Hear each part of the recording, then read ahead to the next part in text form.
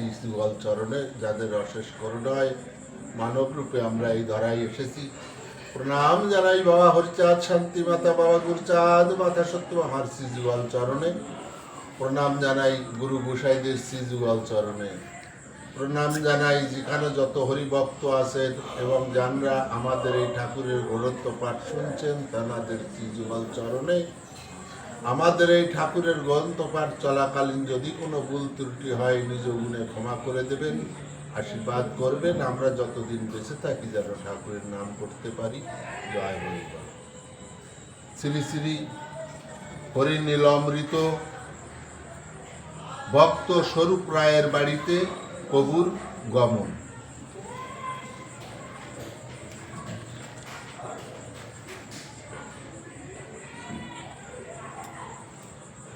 তাহলে এইখানে এই স্বরূপ রায় যখন ঠাকুরকে বলছে, ঠাকুর আমার গৃহে তোমার যেতে হবে।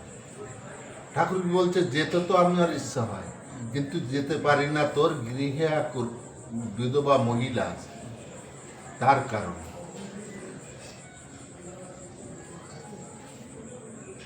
সেই নারীর অঙ্গে শ্বেত রোগ আছে, তোর গৃহে তোর সঙ্গে থাকে, তুই দেখিস নাই, কাপড় দিয়ে ঢাইয়ে রাখে।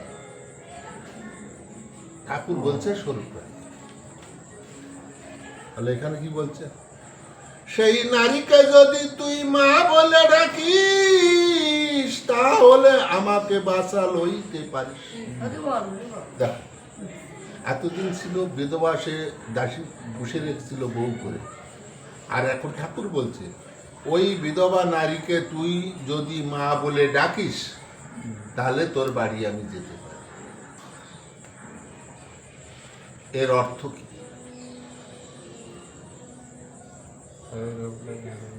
এর অর্থ হচ্ছে নিষ্কাম দেহ, কামের ঘরে ঠাকুর থাকে না।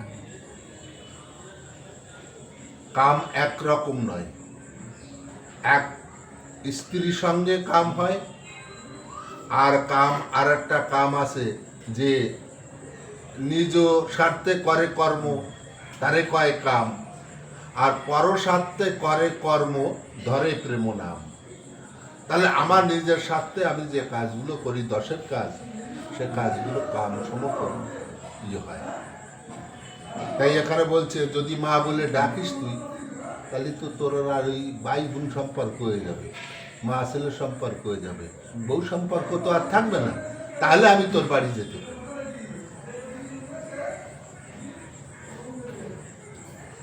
আমি গেলে মা বলিয়া ডাকিতে হইবে, ডাকা মাত্র তার শ্বেত রোগ সেরে যাবে। ওই যে নারীর যে শ্বেত রোগ আছে, তোকে গোপন করে কাপড়ে দিয়ে ঢেকে রাখে, আমি যখনই তোর বাড়িতে যাব, তুই যদি আমার সামনে ওকে মা বলে ডাকতে পারিস, সঙ্গে সঙ্গে ওই নারীর শ্বেত রোগ সেরে যাবে।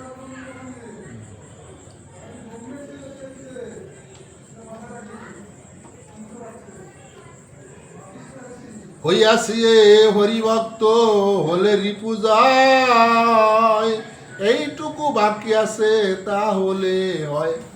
তাহলে স্বরূপ কি বলছে? স্বরূপকে বলছে তুই হরিভক্ত হয়েছিস, কিন্তু তোর এইটুকু বাকি আছে।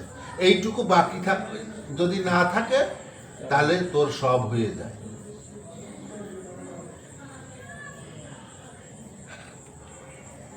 ঠাকুরের পদে রায় পড়িল কাঁদিয়া, এহেন করুণা সিন্ধু পেলাম আসিয়া।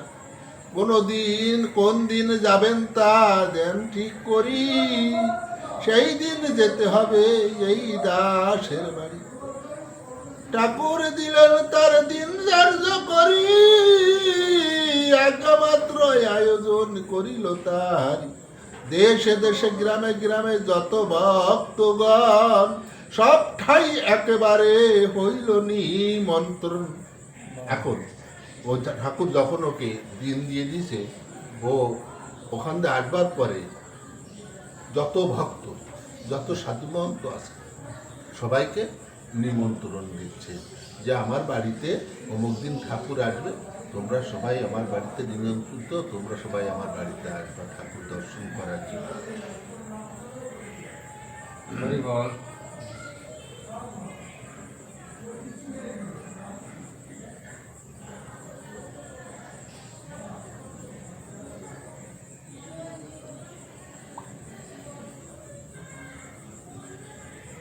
ঠাকুর করিল যাত্রা পাইকডাঙ্গায়, যাত্রাকালে সঙ্গে ভক্ত 150 হয়। মৃত্যুঞ্জয় দশরথ গোস্বামী গোলো, আগে যায় হীরামন হইয়া পুল। উপনীত হয় গিয়া গ্রাম ভুকুরায়, অধিকারী উপাধি ঈশ্বর দেখে তাই।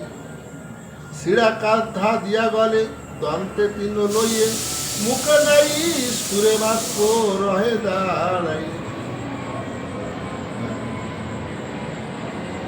এই যে যখন স্বরূপ রায়ের বাড়িতে যাচ্ছে, তখন রাস্তায় এই যে অধিকারী উপাধি ঈশ্বর দেখে তাই, শিরা কান্তা গলে দিয়া গলে দন্তে 3 লয়, মুখে নাহি সুরে বাক্য রহে দাঁড়াই।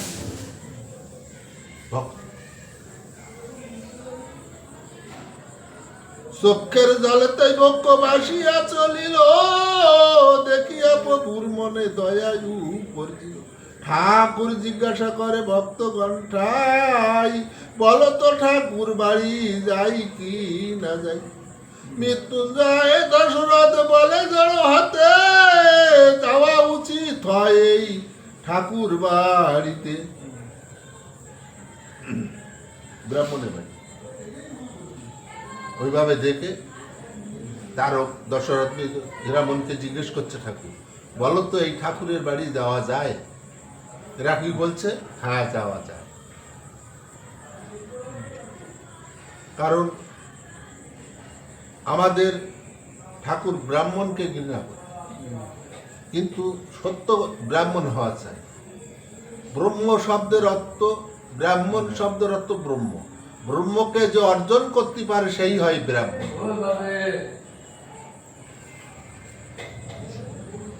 ঠাকুর চলিল সব ভক্তগণ লইয়ে, নাম সংকীর্তন করে আনন্দে মাতি।